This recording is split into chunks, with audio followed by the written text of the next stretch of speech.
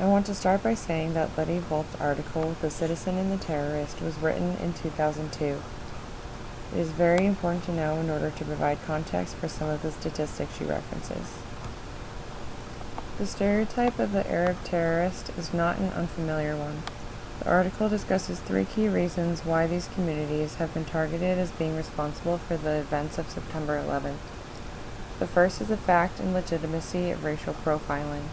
Second, the redeployment of old Orientalist tropes. And third, the relationship between citizenship, nation, and identity. Before September 11th, there was a strong belief that racial profiling was inefficient, ineffective, and unfair. There is now public consensus that racial profiling is a good thing and in fact necessary for survival. Following September 11th, over 1,200 non-citizens have been swept up into detention. The purported basis for this sweep is to investigate and prevent terrorist attacks, yet none of the persons arrested and detained have been identified as engaged in terrorist activity. Here, selective enforcement constitutes a form of racial profiling. Through these actions and these statements, the American public is being instructed that looking Middle Eastern, Arab, or Muslim equals potential terrorist. Airport officials, airlines, and passengers have also practiced racial profiling against those appearing Middle Eastern, Arab, or Muslim. Countless men have been kicked off airplanes because airline staff and fellow passengers have refused to fly with them, despite U.S. Department of Transportation directives to protect the civil rights of passengers. Since September 11th, there have been over 1,000 incidents of violence. Homes, businesses, mosques, and temples firebombed, individuals attacked, women with headscarves beaten, pushed off buses, spat upon, children in schools harassed by parents of other children, by classmates, and by teachers. We know of at least 5 people who have been killed since September 11th in incidents of hate violence. These attacks happen because people believe in their common sense understanding as to who is the terrorist and who is the citizen. This is connected to the fact that the government has explicitly engaged in racial profiling in terms of its targets of our war on terrorism. Volt discusses the Oklahoma City bombing where the perpetrator was white and asks why there was no outcry against white men following that terrorist attack.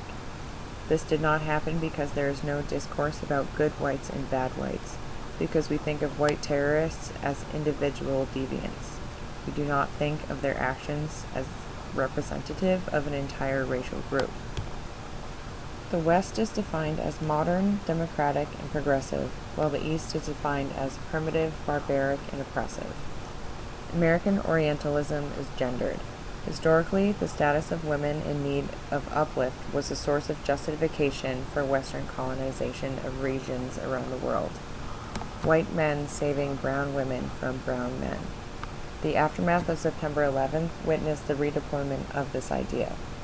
One of the stated justifications for American intervention in Afghanistan was that Afghan women needed to be saved from the Taliban and Islamic barbarism. Cases of hate violence before September 11th were deemed incomprehensible. In contrast, post-September 11th hate attacks can be understood as crimes of passion, whereby the passion is love of nation, so that there is something of an understanding of these acts. This helps explain why many think it their patriotic duty to engage in racial profiling in the form of hate violence.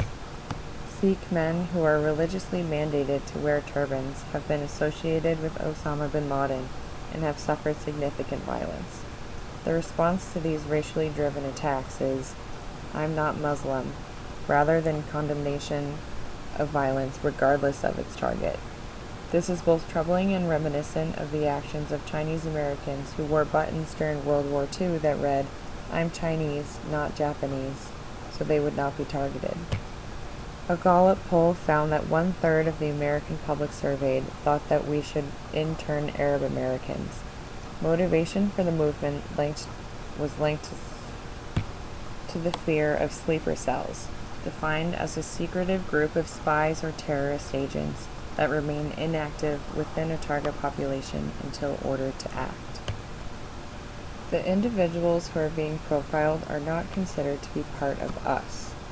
Many of the targets of hate violence are citizens of the United States through birth or naturalization, but they are not considered citizens as a matter of identity, in that they in no way represent the nation. We can understand citizenship as made up of four distinct discourses: citizenship as formal legal status, as rights, and citizenship as political activity, and citizenship as identity/solidarity. In the American imagination, those who appear Middle Eastern, Arab, or Muslim may be theoretically entitled to formal rights, but they do not stand in or represent the nation. Race has fundamentally contradicted the promise of liberal democracy, including citizenship. While liberalism claimed to promise universal liberty and equality, these were in fact only guaranteed to propertied European male subjects. Volpe states that we function not just as agents of our own imaginings, but as the objects of others' exclusions. Despite frequent rhetorical claims, this society is neither colorblind nor a happy nation of immigrants. Those individuals who are non-citizens, currently being interviewed, deported, and detained, are made even more vulnerable by their non-citizen status and the power of immigration law to control their fate. They are even farther removed from the us of America because of the ways in which we understand citizenship to correlate with membership. Volpe asks us to rethink who is the us in the U.S.